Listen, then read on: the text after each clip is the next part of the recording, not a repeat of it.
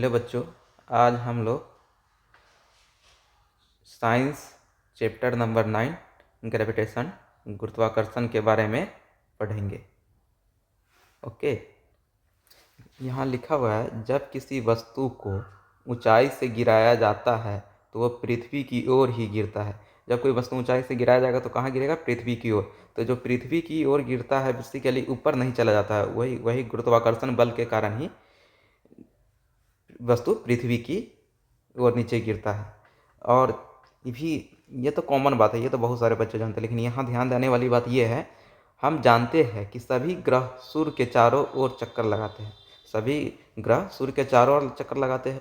चंद्रमा पृथ्वी की परिक्रमा करता है। इन सभी अवस्था में वस्तुओं पर ग्रहों पर चंद्रमा पर लगने वाला कोई बल अवश्य होना चाहिए। आइजक न्यूटन इस तथ्य को समझ गए थे कि इन सभी के लिए एक ही बल उत्तरदायी है। इन बल को गुरुत्वाकर्षण बल कहते हैं। यानी जो ग्रह चक्कर लगा रहा है सूर्य का, या जो चंद्रमा चक्कर लगा रहा है पृथ्वी का, वो सब भी गुरुत्वाकर्षण बल के कारण ही है। ठीक, और ये इसको समझने वाले सबसे पहले आइजक न्यूटन थे। ठीक, तो यहाँ से यहाँ तक यही बात लिखा हुआ है। ठीक, अब गुरुत्वाकर्षण में देखते हैं कि एक कहानी है। न्यूटन जब पेड़ के नीचे बैठा था तो उन पर सेब गिरा। क्या गिरा? सेब गिरा। तो सेब गिरने के बाद वो सोचने लगे, ये सेब नीचे क्यों गिरा, ऊपर क्यों नहीं चला गया? तो वहीं से गुरुत्वाकर्षण का खोज हुआ। ठीक, यही कहानी में लिखा हुआ है, कहानी टाइप। अब उन्होंने सोचा कि यदि पृथ्वी सेब को अपनी ओर आकर्षित कर सकती है तो क्या यह चंद्रमा को आकर्षित नहीं कर सकती है?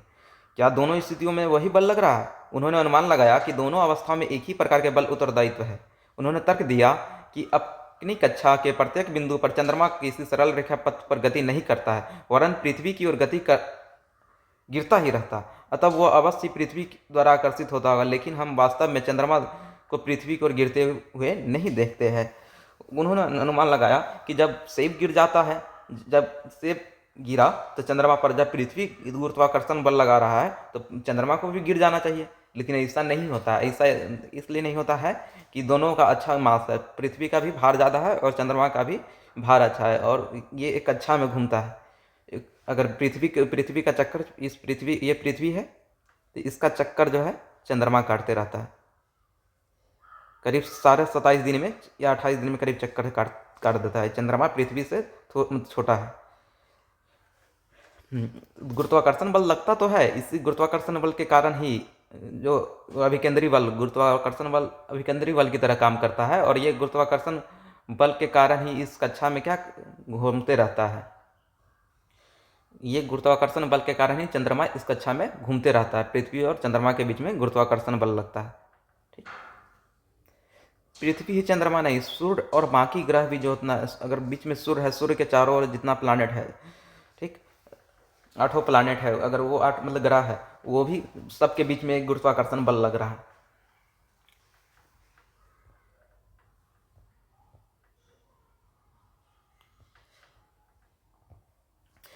अब ये वृत्ताकार पथ है, ऐसे ऐसे ये बच्चा घुमा रहा है। ठीक, अब हम पहले बताए थे, पिछले क्लास में ही बताए थे कि वेग जहाँ दिशा बदलेगा, वेग, गति और वेग में यही अंतर रहता है कि गति को जब दिशा के साथ दर्शाते हैं, दिशा देकर दर्शाते हैं, तो वो क्या हो जाता है? वेग हो जाता है, वेग का रूप ले लेता है। ठीक, तो वही वृत्ताकार पथ पर हर एक बिंदु पर दिशा बदलता रहता है तो और दिशा बदलने के कारण वेग बदलता है। अब यहाँ देखिए इस वृत्ताकार पथ पे, तो इस गति का दिशा ये है। अब आगे थोड़ा बढ़े तो इसका दिशा ये है, और आगे बढ़े तो इसका दिशा ये है, और आगे बढ़े तो इसका दिशा ये है, और आगे बढ़े तो इसका दिशा ये है, और आगे बढ़े तो इसका दिशा ये है, और आगे बढ़े तो इसका दिशा ये है, और आगे बढ़े तो इसका दिशा ये है। तो मतलब हर एक पथ पे गति मतलब दिशा बदल रहा है। तो दिशा बदलने के कारण क्या होगा? वेग बदलेगा, और वेग बदलने के कारण त्वरण बदलेगा। यही बात इस लाइन में लिखा हुआ है, ये वाला लाइन में, यहाँ से यहाँ तक। अब आगे इस लाइन में लिखा, जिस बल के कारण वृत्ताकार पथ में त्वरण होता है वह वृत्ताकार पथ में गतिशील रखता है। वह बल केंद्र की ओर लगता है, इस बल को अभिकेंद्र बल कहते हैं। अब जिस बल के कारण वृत्ताकार पथ में त्वरण होता है, इस वृत्ताकार पथ में जिस बल के कारण त्वरण होता है तथा वृत्ताकार पथ में गतिशील रखता है, वह बल केंद्र की ओर लगता है। वह बल किसकी ओर लगता है? केंद्र की ओर लगता है, और इस बल को क्या कहते हैं? अभिकेंद्र बल कहते हैं। मान यार कहने का मतलब ये हुआ कि जिस बल के कारण वृत्ताकार पथ में क्या है? त्वरण होता है, और वृत्ताकार पथ गतिशील रहता है। वृत्ताकार पथ क्या रहता है? गतिशील रहता है। वह बल केंद्र की ओर लगता है। बल किधर लगेगा? वह बल केंद्र की ओर लगेगा। वह बल केंद्र की ओर लगता है, और इस बल को क्या कहते हैं? अभिकेंद्र बल। इस बल को क्या कहेंगे? अभिकेंद्र बल। जो बल केंद्र की ओर लगता है इस बल को क्या कहते हैं? अभिकेंद्र बल। हाँ, तो ये वेग जो बदल रहा है हर जगह जगह, और ये वृत्ताकार पथ पे जितना भी चीज गति है, तो उसका मेन कारण है ये लड़का के द्वारा लगाया गया केंद्र की ओर बल, अभिकेंद्र बल। ठीक। हाँ, और इसी तरह जो सूर्य जो है, अगर सूर्य को हम देखें, ये सूर्य हुआ, तो सूर्य के चारों ओर क्या है? सूर्य के चारों ओर ग्रह है, बहुत सारा, हर एक घर में ग्रह ग्रह है। ठीक। अब ग्रह है तो हर एक घर में ग्रह है, तो सूर्य जो है हर एक प्लानिट पे, हर एक ग्रह पे क्या लगाएगा? गुरुत्वाकर्षण बल, जिसके कारण ये घूमता रहता है, मतलब गिरता नहीं है, चाहे सूर्य के पास नहीं गिरता है। ये गुरुत्व अभिकेंद्री बल, और ये गुरुत्वाकर्षण बल ही अभिकेंद्री बल की तरह काम करेगा, ये अभिकेंद्र बल की तरह काम करेगा। ठीक। तो इस लाइन में वही लिखा है कि जो भी इस लाइन में जो मूव हो रहा है, गति कर रहा है, जो वेग है, वो किसके कारण है? गुरुत्वाकर्षण के कारण, अभिकेंद्र बल के कारण। ठीक। और सब जगह पे देखे तो अभिकेंद्र बल है, और सेंटर में देखे तो क्या है? सेंटर में कोई मतलब सूर्य हुआ, चाहे कुछ भी हुआ, और यहाँ प्लानेट है। ठीक। तो ये सूर्य के द्वारा जो गुरुत्वाकर्षण बल और इस दोनों के बीच में लगेगा, वही अभिकेंद्र बल की तरह काम करेगा, और अभिकेंद्र बल के कारण ही ये गति करता है, जगह जगह पे गति करता है, दिशा बदलता है। ठीक। वेग बदलता है, वेग बदलता है तो दिशा बदलता है, तो वेग बदलता है, और वेग बदलता है तो फिर त्वरण बदलता है।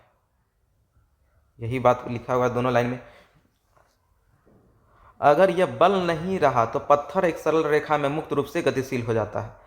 अगर यही अभिकेंद्री बल नहीं रहा, अगर छोड़ दे इस लड़का इसको, तो यहाँ जहाँ है वहाँ से इस सरल रेखा में क्या होगा? गतिमान होकर पत्थर दूर भागेगा ऐसे।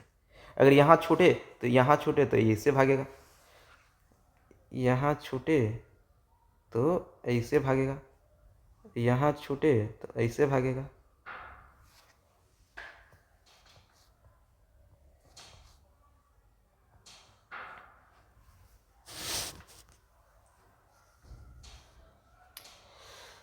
धागा को छोड़ने से पहले पत्थर एक निश्चित चाल में वृत्ताकार पथ में गति करता था तथा प्रत्येक बिंदु पर उसकी गति की दिशा बदलती है। दिशा परिवर्तन से वेग परिवर्तन या त्वरण सम्मिलित है।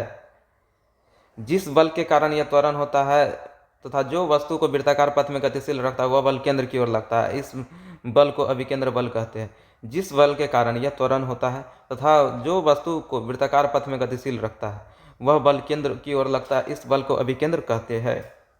जिस बल के कारण त्वरण होता है, हाँ, कहने का मतलब ये हुआ कि जिस बल के कारण ये गतिशील है कोई वृत्त में, ठीक, चाहे वेग बदल रहा है, गतिशील है, वेग बदल रहा है, कौन क्या, या गतिशील के लिए जिम्मेवार कौन है? गतिशील होने के लिए और वेग परिवर्तन के लिए और त्वरण के लिए, तीनों चीज के लिए जिम्मेदार है अभिकेंद्र बल। कौन बल? अभिकेंद्र बल। अभिकेंद्र बल किधर लगता है? टुवर्ड्स सेंटर, यानी सेंटर केंद्र की तरफ, इधर केंद्र की तरफ उस बिंदु के द्वारा जो बल लग रहा है वो क्या होगा? अभिकेंद्र बल। अभिकेंद्र बल।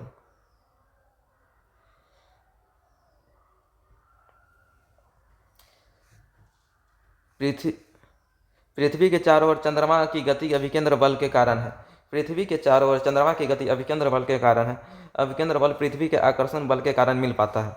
पृथ्वी के चारों ओर चंद्रमा की गति, पृथ्वी के चारों ओर चंद्रमा की गति अभिकेंद्र बल के कारण है।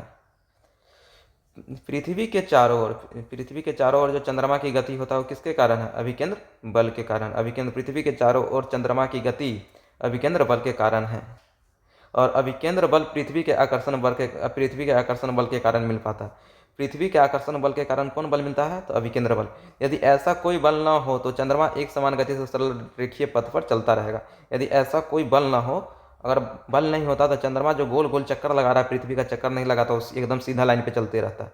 अभिकेंद्र बल है पृथ्वी और चंद्रमा के बीच में, वो अभिकेंद्र बल गुरुत्वाकर्षण बल के तरह है। जैसे अगर हम ये बीच मान लिए ये हमारा पृथ्वी हुआ, ठीक, ये पृथ्वी हुआ, और इसके चारों ओर चक्कर लगा रहा है चंद्रमा। चंद्रमा चंद्रमा छोटा होता है पृथ्वी से, इतना बड़ा नहीं, मतलब चंद्रमा मान लीजिए ये छोटा है, ठीक। तो दोनों के बीच में बल लग रहा, गुरुत्वाकर्षण बल। ये गुरुत्वाकर्षण बल ही अभिकेंद्र बल की तरह काम करता है। गुरुत्वाकर्षण बल तो हमें सब दो वस्तु के बीच में लग रहा है, और ये गुरुत्वाकर्षण बल के कारण ही इसको केंद्र की ओर बल मिल रहा है, केंद्र की दिशा में, ठीक। तो यही गुरुत्वाकर्षण बल अभिकेंद्र बल की तरह काम करता है। यही गुरुत्वाकर्षण बल अभिकेंद्र बल की तरह काम करता है। ये बात मैं डिस्कस करना चाह रहा हूँ, अभिकेंद्र बल की तरह काम करता है। अब ये भी बात आ सकता है कि सेब गिरा तो पृथ्वी की ओर क्यों ही गिरा, पृथ्वी काहे नहीं सेब के पास पहुंच गया? उसका मेन कारण यह है कि सेब का भार बहुत कम है, पृथ्वी का भार बहुत ज़्यादा है। पृथ्वी का भार बहुत ज़्यादा है, सेब का भार बहुत कम है। इसी तर्क को विस्तार से यह जानने के लिए कि पृथ्वी चंद्रमा की ओर गति क्यों नहीं करता है। इसी तरह अब तो ये भी बोल सकते हैं कि गुरुत्वाकर्षण बल लग रहा है इधर की ओर, तो चंद्रमा पृथ्वी पर क्यों नहीं आ जा रहा है? इसका तर्क यही है कि चंद्रमा का भी अपना कुछ भार है, पृथ्वी का भी अपना कुछ भार है, इसलिए न तो इधर आ पा रहा है, न तो इधर अपना एक चक्कर लगा रहा है।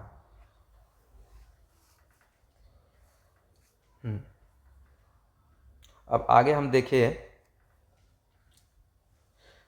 केवल पृथ्वी ही सेब चंद्रमा को आकर्षित नहीं करता, बल्कि विश्व के सभी पिंड एक दूसरे को आकर्षित करते हैं। वस्तुओं के बीच यह आकर्षण बल गुरुत्वाकर्षण बल कहलाता है। केवल पृथ्वी ही सेब और चंद्रमा को आकर्षित नहीं करते, बल्कि विश्व के सभी पिंड एक दूसरे को आकर्षित करते हैं। वस्तुओं के बीच यह आकर्षण बल गुरुत्वाकर्षण बल कहलाता है, ठीक। अब आगे देखिए, गुरुत्वाकर्षण के सर्वाधिक नियम। गुरुत्वाकर्षण का सर्वाधिक नियम ये है कि विश्व का प्रत्येक पिंड प्रत्येक अन्य पिंडों को एक बल से आकर्षित करता है, जो दोनों पिंडों के द्रव्यमान के गुणनफल के समानुपाती है तथा उनके बीच की दूरी के वर्ग व्युत्क्रमानुपाती है। यह बल दोनों पिंडों के मिलाने वाली रेखा की दिशा में लगता है। कहने का मतलब ये है कि गुरुत्वाकर्षण सर्वाधिक नियम गुरुत्वाकर्षण का बल के नियम देता है, यानी इस पिंड के बीच के जो दूरी है, इसका मान ली इसका बड़का वाला का मास बड़का एम, छोटका वाला का द्रव्यमान छोटका एम, ठीक। और जी क्या है? ग्रेविटी, मतलब ग्रेविटेशनल कांस्टेंट। तो ये कह रहा है जब दोनों पिंड के द्रव्यमान के गुणनफल के समानुपाती, यानी समानुपाती ये दोनों पिंड के द्रव्यमान का गुणनफल m इंटू एम और उनके दूरी के वर्ग के व्युत्क्रमानुपाती, तो यही दूरी के वर्ग के व्युत्क्रमानुपाती, यह बल दोनों पिंड के मिलाने वाली रेखा की दिशा में लगता है। अब ये दोनों पिंड के मिलाने वाली दिशा के लगता है। अब ये प्रोपोर्शनलिटी, ये अनुपातिक कांस्टेंट हटाएंगे तो इसके बदले हो जाएगा F बराबर m बड़का m छोटका m। अच्छा, ये प्रोपोर्शनलिटी कांस्टेंट हटा तो इसके बदले में क्या आएगा? इसके बदले में g आएगा, यानी g बड़का g m बटा m r स्क्वायर g, ठीक। तो यही फार्मूला बन गया, F बराबर g बड़का m छोटका m बटा r स्क्वायर। r स्क्वायर मतलब इस दोनों के बीच की दूरी, यहीं डी स्क्वायर, यानी इस दोनों के बीच की दूरी जो है d है, ठीक, d। तो गुरुत्वाकर्षण का सर्वाधिक नियम कुछ आगे कुछ पूछा भी हुआ है, 1 नंबर में लिख देना है, मतलब 1 नंबर का आंसर है, विश्व का प्रत्येक पिंड अन्य पिंड को एक बल से आकर्षित करता है जो दोनों पिंडों के द्रव्यमान को गुणनफल के समानुपाती तथा उनके बीच की दूरी के वर्ग के व्युत्क्रमानुपाती होता है। यह बल दोनों पिंडों के मिलाने वाली रेखा की दिशा में लगता है। यह बल दोनों पिंडों के मिलाने वाली रेखा की दिशा में लगता है। मान लीजिए दोनों पिंड के बीच आकर्षण बल क्या है? F है। दोनों पिंड के बीच आकर्षण बल F है। गुरुत्वाकर्षण के सर्वाधिक नियम के अनुसार पिंडों के बीच लगने वाले बल उनके द्रव्यमानों के गुणनफल के समानुपाती होते हैं। पिंडों के बीच लगने वाले बल क्या होते हैं? उनके द्रव्यमानों के गुणनफल के समानुपाती होते हैं। जो द्रव्यमान का गुणनफल होगा उसके क्या होगा? समानुपाती होगा, ठीक। और पिंडों के बीच लगने वाले बल उनके दूरी के वर्ग के क्या होगा? दूरी के वर्ग के व्युत्क्रमानुपाती होगा। अभी जो हम लोग फार्मूला देखे तो फार्मूला यही ना निकल कर आया था, जी m इंटू एम, जो इसी के कारण आया था, बट्टा डी स्क्वायर। तो ये ऊपर वाला के क्या हो गया? समानुपाती, और इसकी ये व्युत्क्रम, जब नीचे होता तो व्युत्क्रमानुपाती। इसका कहने का मतलब ये है कि अगर हम मास बढ़ाएंगे, मतलब भार बढ़ाएंगे, भार मतलब द्रव्यमान बढ़ाएंगे, तो फोर्स भी क्या होगा? बढ़ेगा। और दोनों का, और इसका व्युत्क्रमानुपाती कहने का मतलब अगर डायमीटर को बढ़ाएंगे, व्यास को बढ़ाएंगे, तो फोर्स क्या होगा? बढ़ेगा कि घटेगा? फोर्स घटेगा। ठीक। अगर फोर्स को घटाएंगे तो डायमीटर बढ़ेगा, यानी उल्टा रिलेशन होता है व्युत्क्रमानुपाती में। नाम से ही लगता है व्युत्क्रमानुपाती मतलब विलोम, ठीक। और दोनों को मिला दिया तो m इंटू एम बटा डी स्क्वायर, और ये इसके जगह पे प्रोपोर्शनलिटी कांस्टेंट बरका दिया है, f बराबर g m इंटू एम बटा डी स्क्वायर, जहाँ g एक अनुपातिकता स्थिरांक है, जहाँ g एक क्या है, अनुपातिकता स्थिरांक है। इसे सार्वत्रिक गुरुत्वीय स्थिरांक कहते हैं, इसे सार्वत्रिक गुरुत्वीय स्थिरांक कहते हैं। अब तीरा कोने गुना करेंगे तो f गुने डी स्क्वायर बराबर g बड़का m गुने छोटका m, तो g बराबर क्या होगा, एफ डी स्क्वायर बटा m इंटू एम, बड़का m नीचे गया इंटू छोटका है, एफ डी स्क्वायर बटा m इंटू एम, ठीक। ठीक, और इसका यूनिट क्या होगा, g का, f का मान क्या होता है, न्यूटन, ठीक। d का क्या होता है, मीटर स्क्वायर, m क्या होता है, के जी इंटू के जी स्क्वायर, न्यूटन मीटर स्क्वायर, के जी स्क्वायर गया तो ऊपर में गया तो के जी के पावर -2, ठीक। अब आगे देखेंगे, हेनरी कैवेंडिश ने एक सुग्राही तुला का उपयोग करके जी का मान ज्ञात किया। हेनरी कैवेंडिश ने एक सुग्राही तुला का उपयोग करके किसका मान ज्ञात किया, जी का मान ज्ञात किया। जी का वर्तमान मान कितना है, 6.67 इंटू 10 के पावर -11 न्यूटन मीटर स्क्वायर के जी के पावर -2। जी का वर्तमान समय में मान कितना है, 6.673 इंटू 10 के पावर -11 न्यूटन मीटर स्क्वायर के जी के पावर -2। यह नियम सर्वातिक इस अभिप्राय से यह है कि यह सभी वस्तुओं पर लागू होता है, चाहे यह वस्तु बड़ी हो या छोटी, चाहे यह खगोलीय हो या पार्थिव, यह नियम सब पे लागू होता है। गुरुत्वाकर्षण का कौन नियम, सर्वातिक नियम, गुरुत्वाकर्षण का क्या, सर्वातिक नियम। यह वस्तु बड़ी हो या छोटी या खगोलीय या पार्थिव, ठीक। अब एफ डी के वर्ग के व्युत्क्रमानुपाती है, इस कथन का अर्थ है कि डी को 6 गुना कर दिया जाए तो एफ को 36 गुना हो जाए। डी का 6 गुना कर दिया जाए तो एफ का मान कितना गुना हो जाएगा, 36 गुना। एफ किसके व्युत्क्रम है, f is inversely proportional to d square. कहने का मतलब ये हुआ, अगर डी को 6 गुना कर दिया जाए तो 1/6 के स्क्वायर, यानी 1/36 भाग रह जाएगा मात्र। फोर्स घट के कितना हो जाएगा, 36वां भाग रह जाएगा, वही बात कहना चाह रहा है, ठीक। अब ये क्वेश्चन है objective question, numerical question, last में इसको हम करते हैं।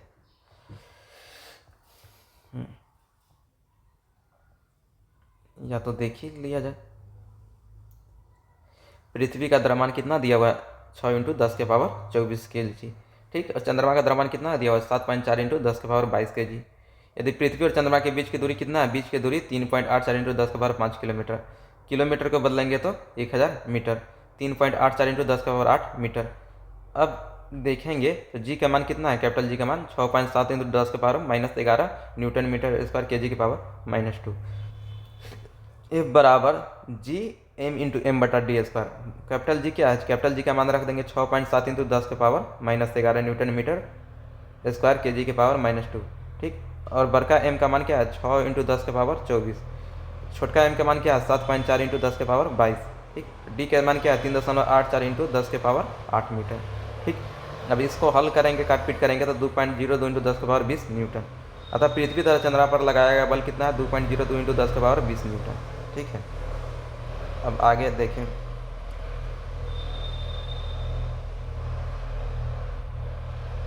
गुरुत्वाकर्षण का सर्वाधिक नियम कहता है तो वो पहल का क्वेश्चन का आंसर वही है, हर एक दो वस्तु के बीच में जो है एक बल लगता है, हर एक दो पिंड के बीच में जो बल लगता है वो गुरुत्वाकर्षण बल है। और ये गुरुत्वाकर्षण बल जो है, जो दोनों के मास के गुणनफल है, m इंटू एम है, इसको दोनों के बीच के दूरी के व्युत्क्रमानुपाती है, और ये g है। यही गुरुत्वाकर्षण का सर्वाधिक नियम है, ठीक। एक में उत्तर दिया हुआ है। अब आगे दूसरा में देखें, हाँ, अब क्या फार्मूला है यही पूछ दिया। पृथ्वी तथा उसकी सतह पर रखी किसी वस्तु के बीच लगने वाले गुरुत्वाकर्षण बल का परिमाण ज्ञात करने के लिए सूत्र लिखिए। परिमाण जी m1 इंटू m2 बटा r स्क्वायर, ठीक। अब देखिए गुरुत्वाकर्षण के सर्वाधिक नियम का महत्व क्या है। गुरुत्वाकर्षण का सर्वाधिक नियम ने बहुत सारा डाउट क्लियर कर दिया, बहुत सारा जो मन में संशय था वो खत्म हो गया। हमें पृथ्वी से बांधे रखने वाले बल, पृथ्वी के चारों ओर चंद्रमा की गति, पृथ्वी के चारों ओर चंद्रमा की गति, पृथ्वी के चारों ओर चंद्रमा गति करता है, हमें पृथ्वी से बांधे रखने वाला बल वो क्या है? गुरुत्वाकर्षण बल है। पृथ्वी के चारों ओर चंद्रमा गति करती है, सूर्य के चारों ओर ग्रह की गति है, सूर्य के चारों ओर ग्रह की गति है, तथा चंद्रमा तथा सूर्य के कारण ज्वार भट्टा आता है। चंद्रमा तथा सूर्य के कारण क्या आता है? ज्वार भट्टा आता है। ठीक है। अब मुक्त पतन देखते हैं। मुक्त पतन में होता है कि जब कोई जैसे कागज का गोला, पत्थर का गोला ऊपर से गिराया जाए, बीच में अगर हवा न हो, रेसिस्टेंस के रूप में हवा न हो, या फिर तो हवा ना हो या कोई उसको विरोध ना करे, तो वो मुक्त रूप से दोनों एक ही साथ जमीन से टकराएगा, चाहे वो पत्थर का गोला हो चाहे कागज का गोला हो, वही मुक्त पतन है। ठीक।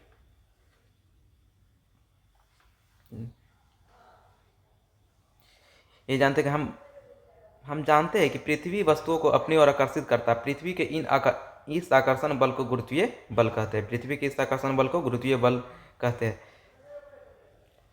पृथ्वी जितना भी चीज है सब चीज को आकर्षित करता है और अपने ओर खींचता है। इस आकर्षण बल को क्या कहते हैं? गुरुत्वीय बल कहते हैं। और जब वस्तु पृथ्वी की ओर केवल इसी बल के कारण क्या होता है? गिरता है। हम कहते हैं कि वस्तुएं मुक्त पतन में है। जब वस्तु पृथ्वी की ओर केवल इसी बल के कारण क्या हो जाता है? नीचे जाके गिरता है। और हम कहते हैं कि वस्तु क्या है? मुक्त पतन में है। अब आगे हम लोग देखें। पृथ्वी के आकर्षण के कारण वेग के परिमाण में परिवर्तन होता है। वेग में कोई भी परिवर्तन त्वरण को उत्पन्न करता है। जब पृथ्वी के आकर्षण के कारण ही क्या होता है? वेग के परिमाण में परिवर्तन होता है। पृथ्वी के आकर्षण के कारण वेग बदलता है। पृथ्वी के आकर्षण के कारण क्या होता है? वेग बदलता है, वेग के परिमाण बदलता है। वेग में कोई भी परिवर्तन त्वरण को उत्पन्न करता है। वेग में कोई भी परिवर्तन त्वरण को उत्पन्न करता है। जब भी कोई वस्तु पृथ्वी की ओर गिरती है, त्वरण कार्य करता है। जब भी कोई वस्तु पृथ्वी की ओर गिरती है, त्वरण कार्य करता है। वो त्वरण जी होता है, एक्सेलरेशन ड्यू टू ग्रेविटी। यह त्वरण पृथ्वी के गुरुत्वीय बल के कारण होता है। ठीक। और ये गुरुत्वीय बल कितना होता है? जो उसका द्रव्यमान होता है उसमें जी से गुना कर देंगे तो वही क्या हो जाएगा? गुरुत्वीय बल हो जाएगा। इससे जी का मात्रक वही है जो त्वरण के ठीक। जी का मात्रक त्वरण का मात्रक क्या होता है? मीटर प्रति सेकेंड स्क्वायर। सेकेंड स्क्वायर ऊपर चल जाएगा तो मीटर इसके पावर -2। गति के दूसरे नियम से हमें ज्ञात है कि बल द्रव्यमान तथा त्वरण के गुणनफल है। गति के दूसरे नियम से हमें ज्ञात है कि बल जो है द्रव्यमान तथा त्वरण के द्रव्यमान का तथा त्वरण का गुणनफल है। बल जो है द्रव्यमान और त्वरण का क्या है? गुणनफल है। पत्थर का द्रव्यमान m, और हम पहले से ही जानते हैं कि मुक्त रूप से गिरती हुई वस्तु में गुरुत्वीय बल के कारण क्या लगता है? त्वरण लगता है, और इसे g से सूचित करते हैं। इसीलिए गुरुत्वीय बल का परिमाण F है, अतः द्रव्यमान और गुरुत्वीय त्वरण के गुणनफल के बराबर का। तो ये जो बल होता है F बराबर G m इंटू एम, मतलब दोनों का गुणनफल बटा d²। ये गुरुत्वाकर्षण कांस्टेंट, ग्रेविटेशनल कांस्टेंट। ठीक। और फोर्स बराबर क्या होता है? mg। अब ये समीकरण 1 समीकरण 2 दोनों और फोर्स कट जाएगा तो mg बराबर क्या हो जाएगा? mg बराबर हो जाएगा g m इंटू एम बटा d²। ठीक। mg बराबर क्या हो जाएगा?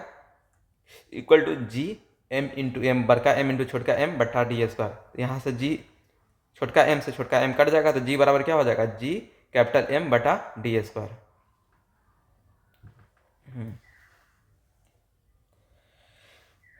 तो एक और फार्मूला निकल गया जी, मतलब ये जी निकालने का फार्मूला निकल गया। ठीक। अब सब मान रख दिए तो जी का मान कितना आया? 9.8 मीटर प्रति सेकेंड स्क्वायर। 9.8 मीटर प्रति सेकेंड स्क्वायर।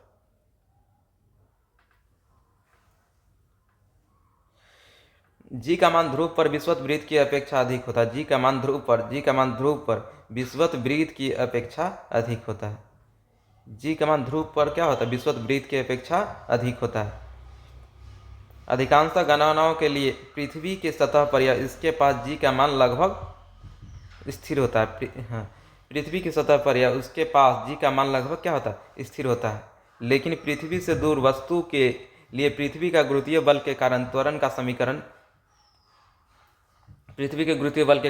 का समीकरण से ज्ञात किया जा सकता। अब ये न्यूमेरिकल बाद में करवा दिया जाएगा। एक बार फिर से देख लेते हैं मुक्त पतन। मुक्त पतन में जब कोई वस्तु गिरता है पृथ्वी के गुरुत्वाकर्षण बल के कारण नीचे की ओर गिरेगा, ठीक है, गिरेगा, लेकिन अगर पत्थर को गिरा है, अगर कागज को गिरा है तो दोनों साथ ही गिरेगा, ठीक। अगर उस पर कोई प्रतिरोध बाहर का बल नहीं कार्य करे तो, मतलब निर्वात में गिरा है तो, ठीक। अब आगे पढ़े, गुरुत्वीय त्वरण से आप क्या समझते हैं? गुरुत्वीय त्वरण से वह त्वरण है जो किसी वस्तु में पृथ्वी के गुरुत्वाकर्षण बल के कारण उत्पन्न होता है। जब वस्तु पृथ्वी की ओर गिरता है तो इसे जी से दर्शाते हैं, ठीक। गुरुत्वीय, हाँ, जी का मान 9.8 मीटर प्रति सेकंड स्क्वायर होता है। इसका अर्थ है कि वस्तु की चाल हर सेकंड में 9.8 मीटर प्रति सेकंड से बढ़ता है। यह हमेशा पृथ्वी के केंद्र की ओर कार्य करता है। यह हमेशा पृथ्वी के केंद्र की ओर कार्य करता है, ठीक। जितना अधिक वस्तु का, आप द्रव्यमान देखते हैं, जितना अधिक वस्तु का द्रव्यमान होगा उतना अधिक वस्तु का जड़त्व भी होगा, ठीक। द्रव्यमान उसका जड़त्व का माप होता है। द्रव्यमान क्या होता है बेसिकली? उसके जड़त्व का माप होता है। द्रव्यमान क्या होता है बेसिकली? तो उसके जड़त्व का माप होता है। अब आगे देखिए, किसी वस्तु का द्रव्यमान उतना ही रहता है चाहे वस्तु पृथ्वी पर हो, चंद्रमा पर हो या फिर बाहर अंतरिक्ष में हो। मतलब वस्तु का जो द्रव्यमान है कहीं नहीं बदलता है। बदलता क्या है? तो उसका भार, वो भी भार का है बदलता है, acceleration due to gravity, mg। द्रव्यमान में जी से गुना हो जाएगा तो हो जाएगा वही, ठीक, भार। अब आगे बढ़े तो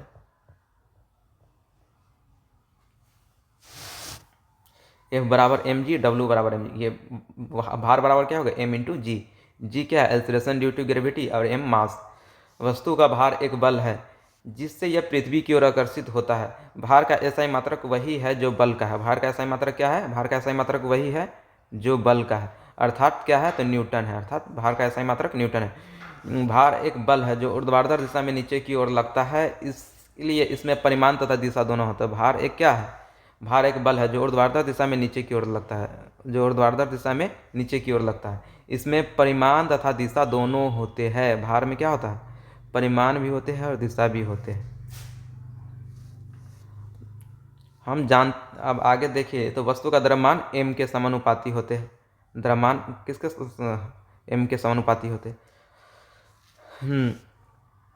किसी वस्तु का द्रव्यमान प्रत्येक स्थान पर, चाहे पृथ्वी पर या किसी अन्य ग्रह पर, उतना ही रहता है, जबकि वस्तु का भार इसके स्थान पर निर्भर करता है। कहने का मतलब ये हुआ कि वस्तु का द्रव्यमान जो है पृथ्वी पर चाहे अन्य ग्रह पर उतना ही रहता है, जबकि वस्तु का भार इसके स्थान पर निर्भर करता है, क्योंकि जी का मान स्थान पर निर्भर करता है। क्योंकि जी का मान स्थान पर निर्भर करता है।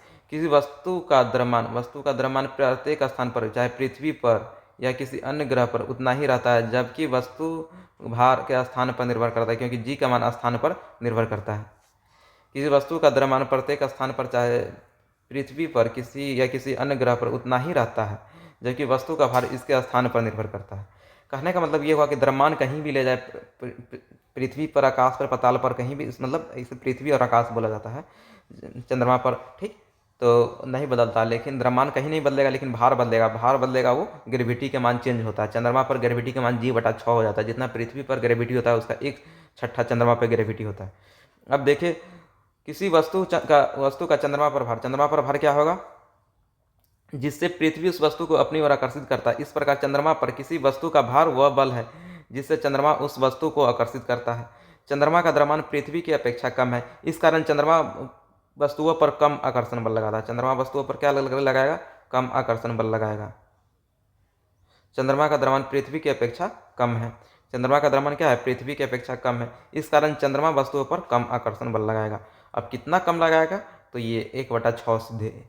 अगर वस्तु का भार चंद्रमा पर जितना होगा पृथ्वी पर, ठीक, उसका 6 गुना हो जाएगा। यानी अगर किसी व्यक्ति का भार चंद्रमा पर 10 kg है तो पृथ्वी पर 60 kg। अगर किसी व्यक्ति का भार पृथ्वी पर 60 kg है तो चंद्रमा पर कितना हो जाएगा? 10 kg। पृथ्वी पर 60 kg है तो चंद्रमा पर कितना हो जाएगा? 10 kg, ठीक।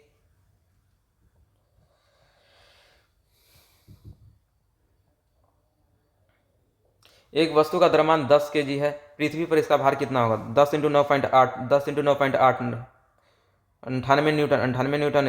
वस्तु का भार कितना है? 98 न्यूटन है।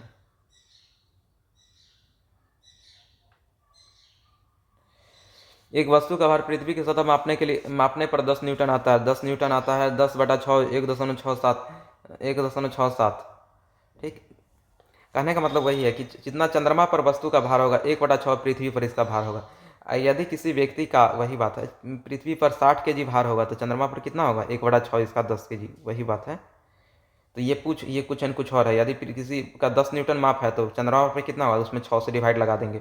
यानी जब भी पूछे जाए कि किसी का चंद्रमा पर कितना भार होगा, तो जितना पृथ्वी पर भार होगा उसमें 6 से भाग लगा देंगे तो चंद्रमा पर भार निकल जाएगा, जो कि 1.67। ठीक। आगे पर एम द्रव्यमान गुरुत्व पर निर्भर नहीं करता, भार गुरुत्वीय त्वरण पर निर्भर करता है। एम छोटका एम द्रव्यमान जो है गुरुत्व पर निर्भर नहीं। हाँ, ये पूछ रहा है किसी वस्तु के द्रव्यमान तथा भार में क्या अंतर है। ठीक, द्रव्यमान और भार में क्या अंतर है। भार जो है, द्रव्यमान जो है छोटका एम पे डिपेंड करता है। ठीक, मतलब भार को डब्ल्यू से दर्शाते हैं। मतलब सॉरी, द्रव्यमान जो है जी नहीं होता, द्रव्यमान में जी नहीं होता, जबकि भार में होता है द्रव्यमान गुना जी, जो कि एक्सलेरेशन ड्यू टू ग्रेविटी होता है। ठीक, द्रव्यमान को तराजू से मापते हैं, इसका ऐसा ही मात्रक किलोग्राम है। द्रव्यमान को क्या चीज़ से मापते हैं, तराजू से मापते हैं, इसका ऐसा ही मात्रक किलोग्राम है। भार को स्प्रिंग बैलेंस से मापा जाता है, इसका ऐसा ही मात्रक न्यूटन है। भार का ऐसा ही मात्रक क्या है, न्यूटन है, जबकि द्रव्यमान का ऐसा मात्रक किलोग्राम है। चंद्रमा पर गुरुत्वीय त्वरण, चंद्रमा पर गुरुत्वीय त्वरण त्वरण पृथ्वी के गुरुत्वीय त्वरण का लगभग 1/6 है। चंद्रमा पर जितना त्वरण होगा पृथ्वी के त्वरण का लगभग 1/6 होगा, यानी 1/6 होगा। चंद्रमा, वही बात है, पृथ्वी पर किसी का 60 किलो भार है तो चंद्रमा पर जाकर 10 किलो हो जाएगा। ये 1/6 है, मतलब चंद्रमा का भार पृथ्वी के भार का 1/6 है। उसका कारण वही है, उसका कारण क्या है कि चंद्रमा पर त्वरण ही कम है पृथ्वी की तुलना में। कितना कम है, तो 1/6 त्वरण है। जितना पृथ्वी पर त्वरण है उसका 1/6 त्वरण चंद्रमा पे है। अब हम लोग देखते हैं प्रणोद तथा दाब। दाब बेसिकली होता है कि कितना कम, आप जितना कम जगह में आप एक जगह खड़ा हो जाएंगे तो उस पर ज़्यादा बल, मतलब ज़्यादा दाब लग जाएगा। ठीक, दाब क्या होता है बेसिकली, अगर हम देखें, दाब का फार्मूला होता है अंग्रेजी में प्रेशर, हिंदी में दाब। ठीक, अंग्रेजी में प्रेशर,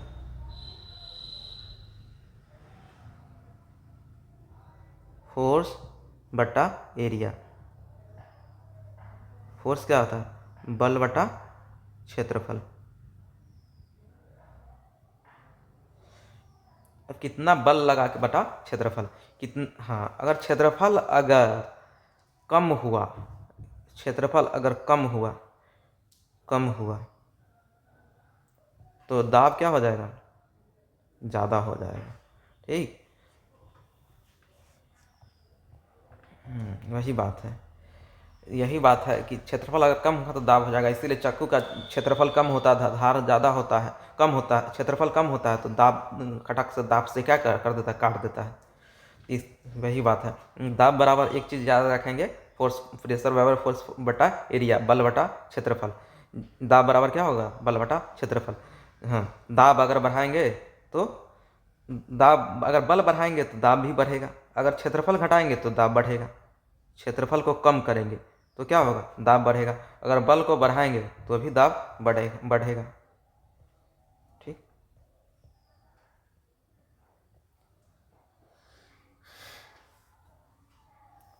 किसी वस्तु के सतह पर लंबवत लगने वाले बल को क्या कहते हैं, प्रणोद कहते हैं। किसी वस्तु के सतह पर लंबवत लगने वाले बल को क्या कहते हैं, प्रणोद कहते हैं, मतलब दाब कहते हैं। ठीक, जब आप स्थिर रेट पर खड़े होते हैं तो बल अर्थात आपके शरीर का भार आपके पैरों के क्षेत्रफल के बराबर, हाँ, वही बात आ गया। जब हम सीधे खड़ा रहते हैं पैरों के क्षेत्रफल पर सिर्फ दाब लगता है तो ज़्यादा दाब लगेगा। अब जब पूरा हम सो जाएंगे तो क्षेत्रफल बढ़ जाएगा, फिर पैर, जब हम पूरा सो जाएंगे तो पूरा शरीर पे का भार जो है पृथ्वी पे लगेगा तो उसके उसमें दाब कम लगेगा। एक जगह खड़ा हो जाते हैं तो दाब बढ़ जाता है, चूँकि क्षेत्रफल, हम अभी बताते हैं कि क्षेत्रफल जैसे घटेगा, संपर्क एरिया घटेगा तो वैसे ही दाब बढ़ेगा। दाब क्या होगा, बढ़ेगा। प्रणोद बेसिकली यहाँ फोर्स के है। ठीक, अब दाब का ऐसा यूनिट क्या होता है, फोर्स का ऐसा यूनिट न्यूटन, एरिया का मीटर स्क्वायर, तो न्यूटन मीटर के पावर -2, न्यूटन मीटर के पावर -2। ठीक, वैज्ञानिक बैलेंस पास्कल के समान में दाब का ऐसा ही मात्रक क्या है, पास्कल, जिसे पीए से व्यक्त किया जाता है। ठीक है, अब यही क्वेश्चन है, दोनों में पूछ रहा है दाब कितना लगेगा। ठीक, एक लकड़ी का गुटका मेज पर रखा है, लकड़ी के गुटके का द्रव्यमान कितना है, 5 किलो है, तथा इसके विमाएँ 40, 20, 10 है। इसकी विमाएँ कितना है, 40 है, 20 है, 10 है। लकड़ी के टुकड़े द्वारा मेज पर लगने वाले दाब को ज्ञात करें। लकड़ी के टुकड़े के द्वारा मेज पर लगने वाले दाब को ज्ञात करें। यदि इसकी निम्नलिखित विमाओं सतह पर मेज पर रखी जाती है, इसकी विमा कितना है 20, 40, 10। इसकी विमा 20, 10, ठीक। इसको देखा जाता है 20, 10। इसका क्षेत्रफल क्या है 20 × 10, ठीक। इसका क्षेत्रफल क्या है 40 × 20। इसका क्षेत्रफल क्या है 40 × 20। 40 × 20, इसका क्षेत्रफल 20 × 10, ठीक। हाँ, लकड़ी के गुटके का द्रव्यमान कितना है 5 kg। इसकी बीमाई कितना है 40 × 20 × 10। हाँ, तो यहाँ क्या फोर्स कितना, फोर्स बराबर mg 5 किलो × 9.8। इसमें गुना करेंगे तो 49 न्यूटन। सतह का क्षेत्रफल बराबर लंबाई गुने चौड़ाई। सतह का क्षेत्रफल क्या होता है लंबाई गुने चौड़ाई। 20 × 10 करेंगे तो 200 सेंटीमीटर स्क्वायर, जो कि 0.02 मीटर स्क्वायर। अब दाब बराबर क्या होता है वही फोर्स बटा एरिया, बल बटा क्षेत्रफल। तो बल का निकल चुका है 49 न्यूटन, क्षेत्रफल भी निकल चुका है 0.02, और इसमें भाग लगाया तो 24/50 यानी 2450 न्यूटन मीटर स्क्वायर, ठीक। अब आगे देखा जाए तो इस पे निकालते हैं, इस पे कितना लगेगा। इस गुटके की कितना 40 × 20 है इसकी बीमा, 40 × 20। तो इसका क्षेत्रफल कितना हो गया 4 दूनी 8, 800 सेंटीमीटर स्क्वायर। सेंटीमीटर स्क्वायर हुआ तो 0.08 मीटर स्क्वायर, ठीक। दाब बराबर क्या होगा 49/0.08 मीटर स्क्वायर। अब इसको काटाएंगे तो 612.5 न्यूटन मीटर स्क्वायर, ठीक। 20 सेंटीमीटर × 10 सेंटीमीटर लगाया गया दाब इतना सतह 40 × 20 सेंटीमीटर लगाया दाब 612.5 न्यूटन मीटर स्क्वायर है।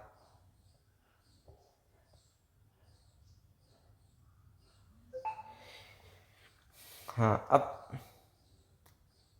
वही उदाहरण दिया है कि बल जब छोटे क्षेत्रफल पर लगता है तो अधिक दाब पर, हाँ अधिक दाब। तब बल जब बड़े क्षेत्रफल पर लगता है तो कम दाब, मतलब बहुत क्षेत्रफल। अगर हम खड़ा रहेंगे तो अधिक दाब लगेगा, अगर सो जाएंगे तो कम दाब लगता है। यही कारण है किलो की सिरे नुकीले होती है, जबकि किलो की सिरे नुकीले होती है, जबकि चाकू की तेज धार होती है। किलो की सिरे क्या होती है नुकीले होती है, ठीक।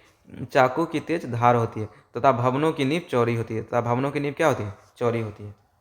अब देखिए उत्प्लावकता, ठीक। तरल में दाब, हाँ उत्प्लावकता का नियम कहता है कि जैसे हम लोग देखते होंगे कि जब हम लोग स्नान करते हैं मग से, तो मग को छोड़ देते तो ऊपर छतलाता रहता है, वो नीचे नहीं जाता है, पानी में नहीं जाता है। उसका कारण क्या है कि जितना वस्तु भार बल लगा रहा है नीचे की ओर, उतना ही बल ऊपर की ओर लगा रहा है पानी, उससे ज़्यादा बल ऊपर की ओर लगा रहा है। तो वो बल बेसिकली उत्प्लावकता के कारण, वही उत्प्लावन बल के कारण ही लगता है, ठीक। पृथ्वी का गुरुत्वाकर्षण बल बोतल पर नीचे की दिशा में लगता है, इसके कारण बोतल नीचे की दिशा में खींचती है। लेकिन पानी बोतल पर ऊपर की ओर बल लगाता है, लेकिन पानी बोतल पर ऊपर की ओर बल लगाता है, अतः बोतल ऊपर की दिशा में धकेली जाती है, अतः बोतल की ऊपर की दिशा में धकेली जाती है, ठीक।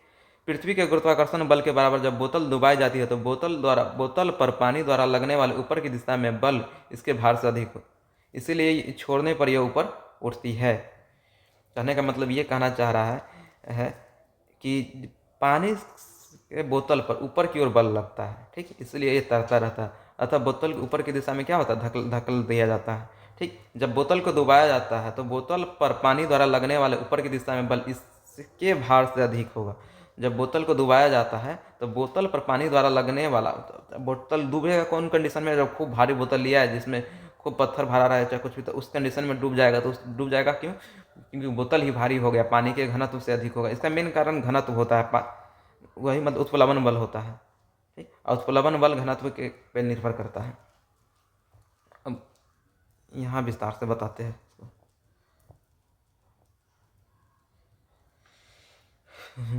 घनत्व क्या होता है भार बटा आयतन, ठीक। कितना आयतन में कितना भार, भार बटा आयतन क्या होता है घनत्व, डेंसिटी बराबर मास बटा वॉल्यूम, ठीक।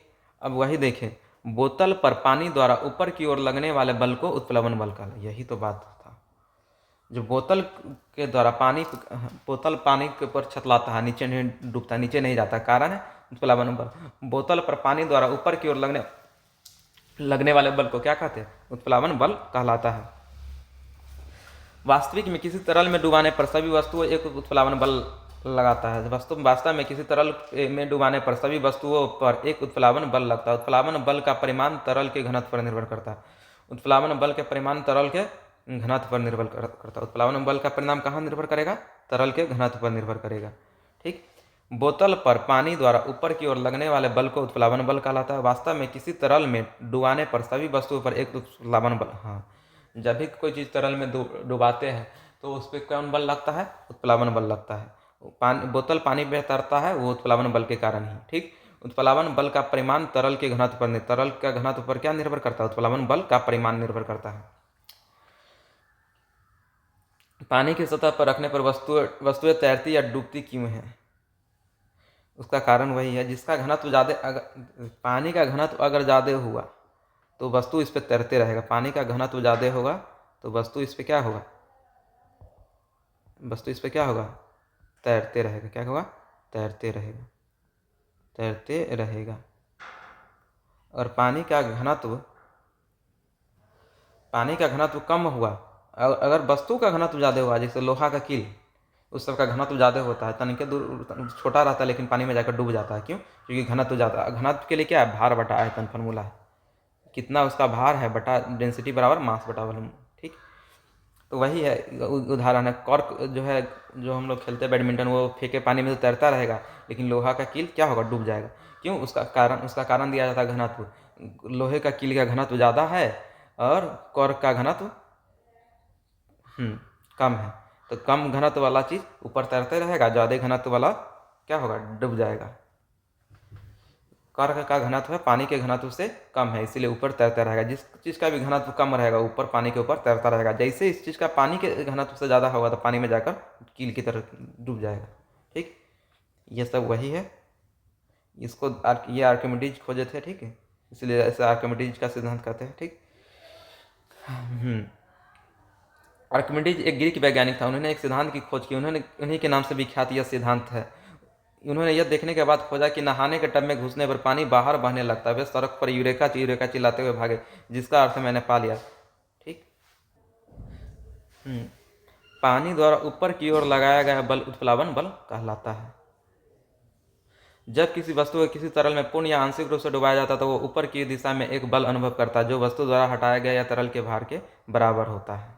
ठीक। यही उत्प्लावन बल में एक अच्छा मतलब परिभाषा टाइप से हो गया। जब किसी वस्तु को किसी तरल में पूर्ण या आंशिक रूप से डुबाया जाता है तो वो ऊपर की दिशा में एक बल का अनुभव करता है जो वस्तु द्वारा हटाया गया तरल भार के बराबर होता है। बहुत इंपॉर्टेंट है, पूछ लेता है। उत्प्लावन बल में ये लिखना होगा और ये लिखना होगा। पानी द्वारा ऊपर की ओर लगाया गया बल को उत्प्लावन बल कहते हैं। और यह उत्प्लावन बल किसके बराबर होता है? जितना पानी, वो वस्तु जितना पानी को हटाएगा, जो पानी का भार होगा वही भार उत्प्लावन बल के भार के बराबर होगा। ठीक। पानी में जैसे डुबाए गिलास को, और गिलास वो पानी को जितना पानी को हटा दिया, और वो पानी का जो भार होगा, जो गिलास का जो भार होगा, जब दोनों इक्वल हो जाएगा तो दोनों का भार इक्वल है, वही उत्प्लावन बल है। ठीक। ठीक। ये आर्किमिडीज इस ज्ञान का उपयोग राजा के मुकुट में सोने की शुद्धता मापने के लिए किया था।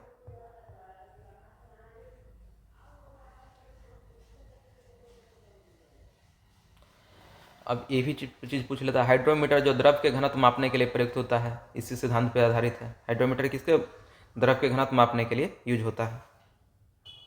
और ये भी पूछ लेता है, उनकी यांत्रिकता ज्यामिति में किए गए कार्यों के उन्हें प्रसिद्ध कर दिया। उन्हें उत्तोलक की घिरनी तथा पहिए और धुरी के विषय में उनके ज्ञान ने ग्रीक सेना को रोमन सेना के विरुद्ध लड़ाई में बहुत सहायता की। हाँ, ये क्वेश्चन, एक तुला पर आपका द्रव्यमान कितना है? 42 kg। तो क्या आपका द्रव्यमान 42 kg से अधिक है या कम? द्रव्यमान 42 kg तो 42 kg। ठीक। पहली वाला क्वेश्चन है, आपके पास एक रुई का बोरा है तथा एक लोहे का छड़ है। तुला पर मापने पर दोनों 1000 kg द्रव्यमान दर्शाता है। वास्तविकता में एक दूसरे से भारी है। क्या आप बता सकते हैं कि कौन भारी है? दोनों बराबर है। दोनों 1000 kg द्रव्यमान का है, तो दोनों चाहे रुई का हो चाहे लोहा का बोरा, दोनों का भार क्या है? बराबर ही है। अब देखिए हमने अभी तक क्या किया सीखा। गुरुत्वाकर्षण के नियम के अनुसार किन्हीं दो पिंडों के बीच आकर्षण बल उन दोनों के द्रव्यमान के गुणनफल के समानुपाती तथा उनके बीच की दूरी के वर्ग के व्युत्क्रमानुपाती होते हैं। यह नियम सभी पिंड पर लागू होता है, चाहे वह विश्व में कहीं भी हो। इस प्रकार नियम को क्या कहते हैं? सर्वाधिक नियम कहते हैं। ठीक। सर्वाधिक नियम बेसिकली क्या है? F बराबर क्या होता है? G एम इंटू एम बट्टा डी स्क्वायर, यानी दोनों मास के गुणनफल, और ये ग्रेविटेशनल है और डी मतलब, और ये एफ इन्वर्सली प्रोपोर्शनल किसके हो जाएगा, दोनों के बीच के दूरी के डी स्क्वायर के, यानी एफ बढ़ेगा तो डी भी बढ़ना होगा। अगर एम बढ़ेगा जी बढ़ेगा, यानी ए एम बढ़ेगा तो ये भी एफ भी क्या होगा, बढ़ेगा। ठीक, अब आगे देखें ध्रुवों के विषुवत वृत्त की, हाँ ये कह रहा गुरुत्व बल जो है ऊपर भी बताया तो बता देना चाहिए था। ये जैसे वह बीच से विषुवत रेखा वृत्त गुजरता है, विषुवत वृत्त, ठीक, और ये यहाँ ध्रुव, तो विषुवत वृत्त पर क्या होता है, कम होता है, ध्रुव पर सबसे अधिक होता है। जी का मान कहाँ है, पृथ्वी, हाँ गुरुत्वीय बल पृथ्वी के तल ऊंचाई बढ़ने पर कम हो जाता है, यह पृथ्वी के तल के विभिन्न भागों पर प्रवर्तित, इसका मान ध्रुव से विषुवत वृत्त की ओर घटता है। यानी अगर ध्रुव पे जी का मान सबसे ज़्यादा है, और जैसे जैसे विषुवत वृत्त की ओर जाएंगे, नीचे जाएंगे पृथ्वी में, कहाँ क्या होगा, उसका मान क्या होगा, घट जाएगा। विषुवत वृत्त ध्रुव पर जी का मान सबसे ज़्यादा, जी का मान सबसे ज़्यादा, और जैसे जैसे नीचे की ओर जाएंगे पृथ्वी पर तो क्या होगा, जब पृथ्वी पर जाएंगे नीचे की ओर तो कमेगा, पृथ्वी पर नीचे की ओर कमेगा, किसका, जी का मान। ठीक, अब आगे हम देखें किसी वस्तु का भार, द्रव्यमान तथा गुरुत्वीय त्वरण, हाँ किसी वस्तु का जो भार होता है, भार जो होता है, ठीक, भार जिसे W द्वारा दर्शाते हैं, द्रव्यमान तथा गुरुत्वीय त्वरण के गुणनफल, गुरुत्वीय त्वरण के क्या होता है, द्रव्यमान तथा गुरुत्वीय त्वरण का गुणनफल होता है, गुना। किसी वस्तु का भार भिन्न भिन्न स्थानों पर भिन्न भिन्न हो सकता है, हाँ तो भार भिन्न भिन्न स्थानों पर भिन्न भिन्न हो सकता है, क्यों, क्योंकि भार जब द्रव्यमान में जी से गुना करते हैं तो भार मिलता है, और जी का मान सब जगह, पृथ्वी पे कुछ और है, चंद्रमा पर कुछ और है, और वही अगर देखा जाए किसी भार भिन्न भिन्न स्थानों पर भिन्न भिन्न हो सकता है, किंतु द्रव्यमान स्थिर रहता है, द्रव्यमान क्या है, स्थिर, द्रव्यमान नहीं बदलता है। सभी वस्तुओं किसी तरल में डुबाने पर उत्प्लवन बल का अनुभव करती है। जब किसी द्रव में वस्तु को डुबाया जाता था, उसके घनत्व से कम घनत्व की वस्तुएं द्रव की सतह पर तैरती है। यदि वस्तु को घनत्व डुबोए जाने वाले द्रव से अधिक है तो वह द्रव में डूब जाती है। यदि वस्तु का घनत्व जो है डुबोए जाने वाले द्रव से अधिक है तो वस्तु में क्या होगा, द्रव में डूब जाएगा। ठीक, जिसका घनत्व, हाँ इसका घनत्व कम होगा वो ऊपर में तैरते रहेगा, पानी से कम घनत्व होगा तो ऊपर में तैरते रहेगा। अगर जैसे घनत्व बढ़ा तो डूबे जाने वाला द्रव से अधिक, तो द्रव में क्या हो जाएगा, डूब जाती है। कुछ ऑब्जेक्टिव था, मतलब न्यूमेरिकल था, जिसको सॉल्व करना जरूरी था, ये तो हो गया था।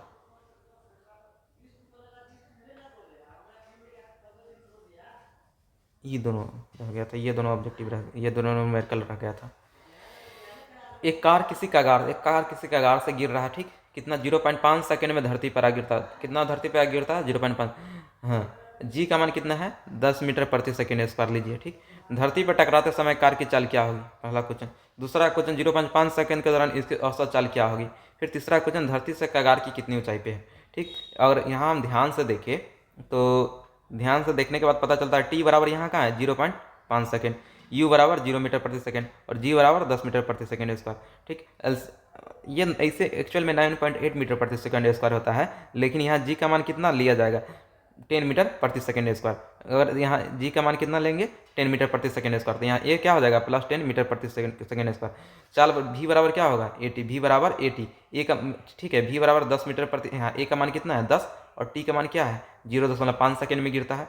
तो ठीक, इनिशियल वेलोसिटी जब वो तो गिरते समय शुरू में तो रुका हुआ था, तो 0 मीटर प्रति सेकेंड स्क्वायर प्रारंभिक वेग, और अंतिम वेग भी बराबर 80, भी का ए का मान कितना है यहाँ 10, और टी के मान 0.5, जब दोनों को गुना करेंगे तो 5 मीटर प्रति सेकेंड। ठीक, जब दोनों को जोड़ेंगे इनिशियल वेलोसिटी और फाइनल वेलोसिटी को, 2 से भाग लगाएंगे तो क्या हो जाएगा, औसत चाल। औसत चाल का यही पूछता है, औसत चाल बराबर क्या होता है, अब प्रारंभिक वेग प्लस अंतिम वेग बटा 2, 0 प्लस 5 बटा 2, 0 मीटर प्रति सेकेंड प्लस 5 मीटर प्रति सेकेंड, दोनों को जोड़कर 2 से भाग लगाएंगे 2.5 मीटर प्रति सेकेंड। अब तय की गई दूरी एस बराबर half A T square, half A T square, half A की जगह 10, टी की जगह 0.5 स्क्वायर, 10 50 25 25 सेकेंड, 2 पंचे 10, 25 पंचे 125,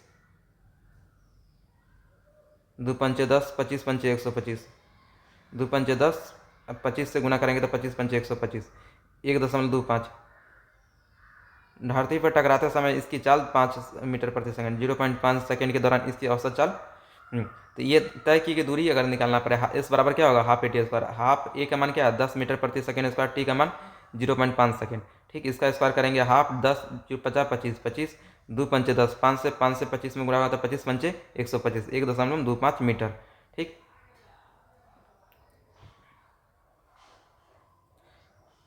धरती पर टकराते समय इसकी चाल 5 मीटर प्रति सेकंड, 0.5 सेकंड के दौरान इसकी औसत चाल 2.5 मीटर प्रति सेकंड।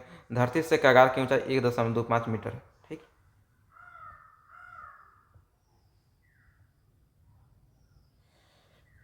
एक वस्तु ऊर्ध्वाधर दिशा ऊपर की ओर फेंका जाता है, यह 10 मीटर की ऊंचाई तक पहुंचती है। परिकल्पना की जो वस्तु के कितने वेग से ऊपर फेंकी गई, तब वस्तु के द्वारा उच्चतम बिंदु तक पहुंचने में लिया गया समय।